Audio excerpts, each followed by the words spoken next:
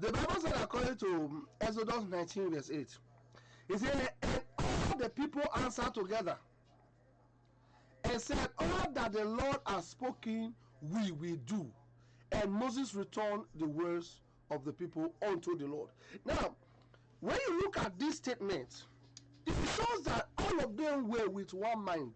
Now, you can see that these are perfect people in that moment, or at that moment. Don't worry, you are going to see the other side of these guys when they backslided. So what am I trying to say? You can see a generation that is perfect, and then before you know it, what you are hearing is a generation that are not perfect. That's why most of the time we'll say, in the olden days things used to be better. We always refer to the olden days, but we are also forgetting that in the olden days things were worse than now.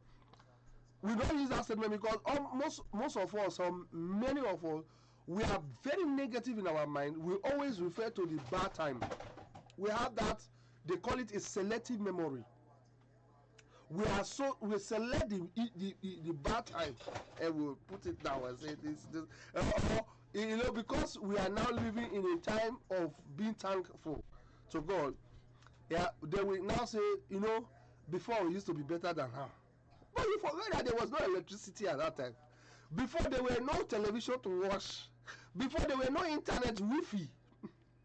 Before, there were no all these kind of gadgets, telephone. No, but you have forgotten that those days they were low. But you think that those days were better than now.